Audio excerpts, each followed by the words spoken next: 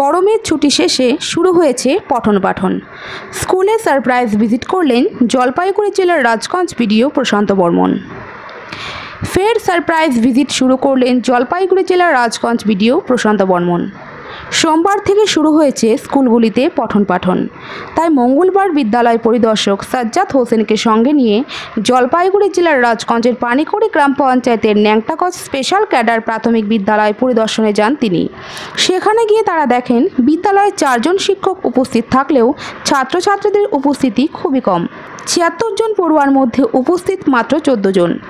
এই পরিস্থিতি দেখে অসন্তুষ্ট হন বিডিও প্রশান্ত বর্মন। এর কারণ জানতে চাইলে শিক্ষকরা আমতা আমতা করে উত্তর দেন। অবিলম্বে পঠন পাঠনের মান উন্নয়নের জন্য স্কুলের পরিচালন কমিটি ও অভিভাবকদের নিয়ে মিটিং করার নির্দেশ দেন বিডিও। এই ব্যাপারে বিডিও প্রশান্ত বর্মন বলেন, রাজ্য সরকার শিক্ষা খাতে প্রচুর টাকা ব্যয় করে। এছাড়াও প্রত্যন্ত গ্রামের গরিব পরিবারের শিশুদের শিক্ষা গ্রহণের একমাত্র উপায় এই প্রাথমিক বিদ্যালয়। তাই পঠন পাঠনের ক্ষেত্রে তালবাহানা বা উদাসীনতা মেনে নেওয়া যায় না। কয়েক মাস আগে আমি স্কুলে ভিজিট করেছিলাম। সে সময় অভিভাবকরা স্কুলের পঠন পাঠন নিয়ে অভিযোগ জানিয়েছিলেন, তাই পুনরায় ভিজিট করলাম। এসে দেখলাম পড়ুয়াদের উপস্থিতি খুবই কম। তাই এই অবস্থার পরিবর্তন করার জন্য অবিলম্বে স্কুলের পরিচালন কমিটি ও অভিভাবকদের নিয়ে মিটিং করার নির্দেশ দেওয়া হলো। প্রাথমিক বিদ্যালয়ে এসেছিলাম এবং তখনও এখানকার যারা অভিভাবক ছিলেন আমাকে কমপ্লেন তুলে দিয়েছিলেন। তাই আমি আজকে, আপনারা জানেন যে ছুটির পর স্কুল খুলেছে, এই জন্য আমি এই সার্কেলের এসআইকে সঙ্গে নিয়ে এই স্কুলে কতজন স্টুডেন্ট এবং ঠিক পঠন পাঠন হচ্ছে কিনা সেটার জন্যই আমরা আসছি।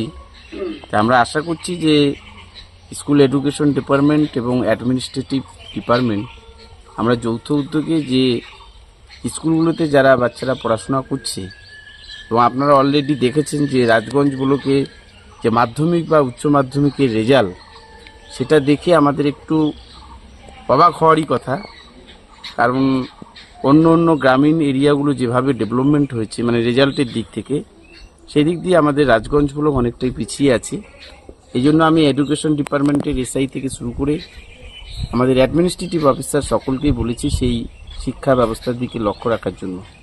তার জন্য আমরা সার্ভিস ভিজিট শুরু করেছি, মিড ডে মিল থেকে শুরু করে স্কুলের পঠন পাঠন থেকে শুরু করে, এবং আমাদের শিক্ষা ব্যবস্থায় যেন কোনো রকম খামতি না থাকে। আপনারা জানেন, কারণ শিক্ষা খাতে সরকার প্রচুর টাকা দিচ্ছে, সেই সব টাকাগুলো যেন সঠিক খাতে এবং বাচ্চাদের পিছনে খরচ হয়, সেগুলো লক্ষ্য করার জন্য আমরা ছুটে আসি। কি দেখলেন?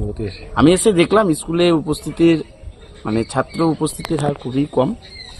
যেটা দায়িত্বপ্রাপ্ত টিচারের সঙ্গে কথা বলে বুঝতে পেলাম, তিনি বললেন যে 76 স্টুডেন্ট আছে, কিন্তু আজকে 14 জন প্রেজেন্ট আছে। কেন আছে আমি বলেছি মাস্টারমশাই যে বাড়ি বাড়ি সার্ভে করার এবং অভিভাবক মিটিং করবার জন্য আমি বলেছি, এবং এসআই সাহেব আমার সঙ্গে আছেন। আমরা খুব শীঘ্রই আমি মাস্টারমশাইকে বললাম যে স্কুলের ম্যানেজিং কমিটি এবং অভিভাবক মিটিং আপনি ডাকুন, আমরা আসবো। পঠন পাঠন কি দেখলেন? পঠন পাঠন যেটা দেখলাম, 14 জন বাচ্চা আছে, একজন ম্যাডাম পড়াচ্ছেন, কিন্তু আরও ডেভেলপমেন্ট করতে হবে। কারণ একটা কথা বলি, এখানে যারা পড়াশোনা করে একদম আমাদের নিতান্তই দিন ছেলে, আমাদের ছেলে ছিলাম। খুব চাই যে আমরা কোনো রকম ইংলিশ মিডিয়াম স্কুলে পড়িনি, এইসব প্রাথমিক বিদ্যালয় থেকে উঠে আসছি। এসআই সাহেবও আসছেন সবাই, এই জন্য আমরা প্রাইমারি শিক্ষা ব্যবস্থার প্রতি খুব লক্ষ্য রাখছি। স্কুলের বাইরেও দেখছি পরিষ্কার। আপনারা জানেন যে স্কুল আমাদের সোমবার খুলেছে, এবং এই জন্যই আমি মাস্টারমশাইকে পুরো একটা কড়া নির্দেশ দিয়ে গেলাম যে আপনাদের সোমবার স্কুল খুলেছে, দায়িত্বপ্রাপ্ত টিচার হলে আপনার রোববারই সেটা মনিটরিং করা দরকার ছিল। তাই তিনি ভুল স্বীকার করে নিয়েছেন, নেক্সট টাইম হবে না।